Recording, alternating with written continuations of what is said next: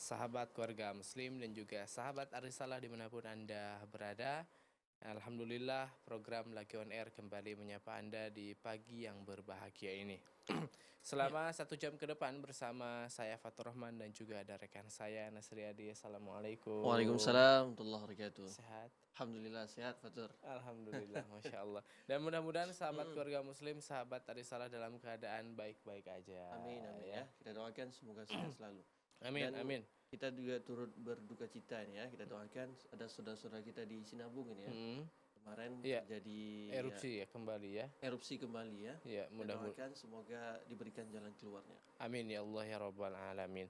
Baik, Ya. di program Lagi On Air kali Mm-mm. ini dan tentunya dengan pembahasan lanjutan ya permasalahan seputaran fikih nikah dan Fikih juga nikah ya. menyenggol dengan masalah-masalah lain. Mm-mm. Seperti kemarin kita membahas mengenai masalah masalah rumah tangga, kemudian kewajiban dan juga hak antara suami dan juga istri seperti itu. Mm-mm. Namun hari ini Nah, hari ini kita Iya. akan membahas mengenai hukum perceraian ya. perceraian ya. Nikah belum udah cerai aja ya. Ya, dan ini ilmu Betul. ya. Baik, dan bersama narasumber kita ada Ustaz Zulham Effendi hafizahullah taala. Kita sapa terlebih dahulu. Halo, assalamualaikum Ustaz. Waalaikumsalam warahmatullahi wabarakatuh. Kaifahaluka? Bikhair. Alhamdulillah sehat Alhamdulillah. walafiat. Udah senyum-senyum aja nih Ustaz. Masya Allah. Harus senyum. Betul. Gitu. Ada hadisnya Ustaz ya. Ya, Tabassum muka. Tabassumuka fi wajhi akhika laka sadaqah. Masya Allah, tunas. Nanti kalau cemburu nanti Bang Nasir pikir saya punya utang sama saya, enggak enak juga gitu. Ataupun sebelum ini kok ada cekcok pula di rumah di saya. Masya Allah ya. Jadi salah satu sedekah tadi Ustaz ya, Betul. senyum itu. Kalau kita nggak bisa sedekah harta ya minimal Senyum kalau aja. ketemu saudara kita senyum gitu. Iya. Masya Allah. Enggak, nanti ini kan pembahasan masa perceraian kok cemberut ini ya, Iya. dipertanyakan juga. Enggak lah ya, Masya Allah. Baik Ustadz, ini kita akan membahas mengenai masalah perceraian Ustadz. Karena kan kemarin kita membahas mengenai masalah-masalah rumah tangga. Iya. Oke lah, masalah gitu ya, sudah terjadi dan juga masalahnya membesar antara suami dan juga istri yang akhirnya mungkin mereka mencari jalan keluar untuk berpisah gitu. Tapi sebelumnya nih Ustadz, ketika masalah itu terjadi kan, Mungkin besar sudah UFO terbang di rumah gitu ya. sudah level tinggi gitu. Iya, betul. Apakah Ustaz ada syariatnya dulu sebelum cerai itu harus misalkan istilahnya apa ya, islah gitu ya, Ya, antara mediasi. dua pihak keluarga, antara keluarga perempuan dan juga laki-laki itu harus misalkan dipertemukan, didudukan dulu gitu, mencari jalan keluar Ustaz. Baik. Bismillah, alhamdulillah, wassalatu wassalamu ala rasulillah wa ba'd. Memang ya kalau kita kaji-kaji tentang masalah tolak, perceraian, bukan sesuatu yang sangat diharapkan. Tentu Iya. setiap orang ketika dia menikah, sudah terbayang sama dia sehidup semati kan begitu. Betul. Dan selalu mungkin ya sepasangan baru akan mengatakan kita akan hidup semati, bahagia dan seterusnya. Tapi ketika ya pernikahan itu berjalan atau bahtera ini berjalan, akan muncul banyak sekali ombak dan ujian gelombang yang tinggi. Tentu ini butuh sekali keteguhan hati, kemudian kesabaran dalam menghadapinya. Nah, ini kita sebutkan pada pembahasan sebelumnya tentang permasalahan dalam rumah tangga. Tentu akan banyak sekali. Iya. Nah, yang namanya tolak sesuatu yang seharusnya dihindari. Ya. Makalah sebab itu dalam sebuah hadis Nabi menyebutkan bahwa iblis memiliki singgasana di atas laut. Setiap hari itu pasukan-pasukannya, setan-setan itu akan mengadu dan melapor Lapor itu kepada ya. beliau. Dia tanya, kamu apa tugasmu, apa pekerjaanmu, hasil hari ini apa? Oh, saya begini dan begitu. Oh, biasa saja. Ya, Ada kalau laporan kamu wajib apa? saya. Ya, kalau kamu, oh saya sudah memisahkan antara suami istri. Nah, sini, kamu yang terbaik. Artinya apa? Di antara hasil ataupun kinerja terbaik daripada setan dan iblis itu ialah bisa memisahkan antara suami dan istri. Oleh sebab itu bukan sesuatu yang sangat diharapkan.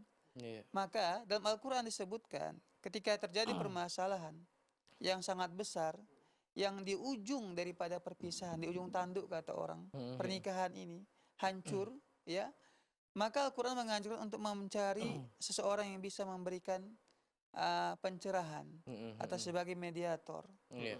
sebagai penengah. Iya. Nah, jadi orang ini yang akan ya memberikan nasihat, memecahkan masalah mereka. Tentunya di sini ialah mencari orang yang bijak. Baik itu ialah orang yang dia merupakan bagian dari keluarga kita, Iya. suami maupun istri, ataupun kedua belah keluarga besar datang yang mencari solusi, memberikan nasihat itu juga dibolehkan. Jangan pula, ini ada juga nih orang yang provokator, macam nih ya, istri malah dia itu ya curhat kepada temannya atau mencari seseorang yang memang tidak senang sama mereka. Iya. Karena jika itu terjadi, yang malah ialah orang ini malah manas-manasi gitu. Ini jadi banyak kesalahan yang pernah kita sampaikan juga, kita bahas ketika seorang wanita dia itu curhat kepada temannya, Tetangga gitu ya. tetangga begitu. Iya. Nggak bagus pula kan begitu ya. Ketika dia curhat, suamiku begini dan begitu, wah kalau begitu engkau tak cerai aja udah, tak bagus suamimu. Ini salah ini. Nah sama juga seperti kalau seandainya kita sebagai seorang sahabat, Iya. ketika ada teman kita yang curhat sama kita, minta pendapat sama kita tentang istrinya, kita jangan tergesa-gesa. Jangan bilang, oh udah tuh nggak bagus, ceraikan saja istrimu. Enggak. Karena apa? Kita belum mendengar dari kedua belah pihak. Iya. Karena tentunya ketika seorang suami curhat kepada temannya, dia akan menjelek-jelekkan istrinya. Gitu ya. Padahal sebenarnya dia pun banyak kekurangan. Sebaliknya juga begitu. Maka orang yang bijak itu ketika dia dimintai pendapat, dicurhati dan sebagainya, dia harus bersikap bijaksana, Iya. menyikapinya, harus bersikap adil, tidak membela kedua belah pihak. Tapi dia menyampaikan nasihat untuk bersabar, Iya. beri pengertian. Ya, ini kalau saatnya kita diminta mediasi ya, ataupun juga ya pemirsa Salam TV diminta mediasi, ingatkan kepada suami umpamanya kebaikan-kebaikan istrinya. Selama ini istrinya merawat anak-anaknya, memasakkan makanan di rumah, membersihkan rumah, tentu membutuhkan tenaga yang besar. Sebaliknya juga begitu, kita nasihati istri, suamimu selama ini membanting tulang mencari nafkah, Iya. ya bahkan mempertaruhkan nyawa. Kita memberikan pengertian kepada kedua belah pihak, dan ini merupakan sebuah amalan yang baik di sisi Allah Subhanahu wa taala. Bahkan Nabi menyebutkan dalam sebuah hadis, boleh kita berbohong. Ya ada 3 perkara yang boleh kita berbohong. Di antaranya ialah mendamaikan antara dua orang yang bermasalah. Suami istri itu. Suami istri termasuk seperti itu. Boleh berbohong. Boleh berbohong. Artinya ya umpamanya si istri tahu kita ini teman akrab suaminya. Ya dia sampaikanlah begini dan begitu ya, bagaimana suamiku gitu. Kita tahu suaminya selama ini menjelek-jelekkan dia umpamanya. Ya. Tapi jangan pula kita jujur kali begitu. Oh iya memang suamimu selama ini ngeluh aja. Iya. Katanya kamu cerewet, katanya kamu pemalas. Jangan. Iya. Ya. Setidaknya kita puji ya. Setidaknya kita puji suamimu selama ini biasa saja, bahkan dia memujimu. Ya, bahkan dia mengatakan kamu itu wanita yang soleha, yang baik. Selama ini memujimu di hadapanku. Begitu seharusnya kita. Iya. Jadi untuk mendamaikan kedua orang, termasuk suami istri ini, kita bukan dituntut untuk jujur, tidak. Ya bahkan kita dibolehkan untuk sedikit berbohong demi kelanggengan rumah tangga orang lain. Iya. Seperti itu. Masya Allah ya, berarti kelanggengan pernikahan itu sangat apa ya istilahnya, sesuatu hal yang luar biasa, karena tadi juga disebutkan perceraian adalah prestasi terbesar iblis setan. ya, setan gitu. Makanya harus Allah. hati-hati. Nah Ustadz, berbicara mengenai cerai ini, oke lah. Cerai-cerai aja nih ya. Ya kan pembahasan kita cerai ini Ustadz. Betul. Ustadz, keadaan cerai itu ada yang mengatakan cerai itu sesuatu hal yang boleh tapi dibenci oleh Allah Subhanahu wa taala. Baik. Atau bagaimana nih Ustadz? Ya memang ada sebuah hadis, tapi hadisnya sebagian ulama mengatakan dhaif, lemah. Yaitu riwayatnya ya ataupun hadisnya yang berbunyi abghadul halali ila Allahi at-talaq. Sesuatu yang halal tapi Allah sangat benci. Begitu. Yaitu perceraian. Yeah. Artinya di sini dia boleh tapi Allah membenci perceraian itu. Ya meskipun sebagian para ulama hadis mengatakan hadisnya dhaif, bukanlah hadis yang sahih. Tapi memang ya kalau kita kaji Al-Qur'an, betapa Allah Subhanahu wa taala itu sangat memerintahkan kita atau begitu menekankan kepada kita untuk menjaga pernikahan. Maka ada fase-fase tertentu. Pertama umpamanya dalam rumah tangga itu ketika istri nusyuz, yaitu bersikap durhaka kepada suaminya, tidak bisa diatur, keras kepala. Pertama Allah perintahkan kepada suami untuk menasihatinya. Itu yang pertama. Nasihati dengan lemah lembut, dengan baik. Ini juga penting. Terkadang manusia itu menasihati tapi menyakitkan. Ya. Tujuan dia bagus, menghardik baik, gitu ya. menghardik ataupun bahkan merendahkan. Coba dia ya sebagaimana dahulu ketika di awal pernikahan begitu lemah lembutnya dia, manis sekali perkataannya. Ya coba diulang kembali ketika ada masalah bersama suami ataupun istri. Kan begitu. Nah yang kedua, kalau seandainya nasihat tidak mempan lagi, tak mampu untuk merubah istri, maka di sini Allah perintahkan untuk memisah ranjang. Hmm. Artinya ya boikot dia, Iya, diamkan ha, dia. ha. Mm-mm. Didiamkan artinya ya apa namanya? Tidak bicara dengan dia, tapi hanya di rumah. Iya. Nah, ini para suami harus pahami. Nah ini Ustaz. Ya, Nah. jangan sempat menghardik ataupun memboikot, mendiamkan istri di luar rumah. Iya. Apalagi depan mamanya, ya, depan keluarganya, Iya. atau depan teman-temannya, ini haram hukumnya, tidak Timbul dibolehkan. pertanyaan nanti ada Iya, apa gitu ada ya. apa begitu? Kenapa suaminya itu menghardik istrinya di depan umum, Berarti- ataupun mendiamkan istri di depan umum? Nggak dibolehkan dalam agama kita. Berarti di dalam rumah aja Ustaz. Dalam rumah Memboikot. saja. Ya, ketika depan rumah atau luar rumah, ya kita senyum biasa begitu. Tapi ketika kita tahu dia wanita yang durhaka, tak bisa diatur, keras kepala, tak mau Iya. patuh, ketika sampai di rumah, diamkan dia. Kalaupun dibolehkan juga fil madhaji, kata Allah, misah ranjang dalam arti kata malam itu kita beri dia itu peringatan, nasihat. Dengan cara apa? Silahkan kamu tidur di kamar, saya di luar, ya, atau kamar sebelah. Ini sebagai peringatan kepada dia bahwa kita itu ingin menasihati dia, ingin merubah dia. Itu yang kedua. Yang ketiga, ya, ketika tidak mempan lagi nasihat, tak lagi berguna yang namanya pisah ranjang sementara waktu, Iya. Ha. ya, maka Allah membolehkan bagi para suami untuk memukul istrinya pukulan yang tak memberikan bekas. Iya. Ya, mungkin pukulan dalam arti kata memberi peringatan. Iya. Ya, Gimana ini Ustaz? bahunya, pukul dan dihindari wajah. Nabi mengharamkan memukul Wajah wajah. gitu ya. Jangan pula nanti para suami ketika mendengar ya masalah boleh memukul, Boleh akhirnya apa, memukul. menampar kayak main smackdown atau main apa pula bela diri. Tidak. Iya. Ya, artinya pukulan yang kata Nabi disebutkan dalam hadis yang tak menimbulkan bekas. Iya. Ha. Karena itu akan memberi peringatan ketika seorang suami memukul, ya, apa namanya, bahu daripada suaminya, istrinya, atau memukul tangannya, ya, ataupun kakinya, sebagai peringatan bahwa kita menasihati dia. Iya. Ha. Dengarkan perkataan kita sebagai suami, pemimpin rumah tangga. Seperti itu. Ini tahapan-tahapan ini menunjukkan bahwa begitu dalam Islam itu sangat menjaga pernikahan. Tidak serta-merta sedikit saja masalah, ya, Cerai gitu ya. langsung udah kamu kucerai.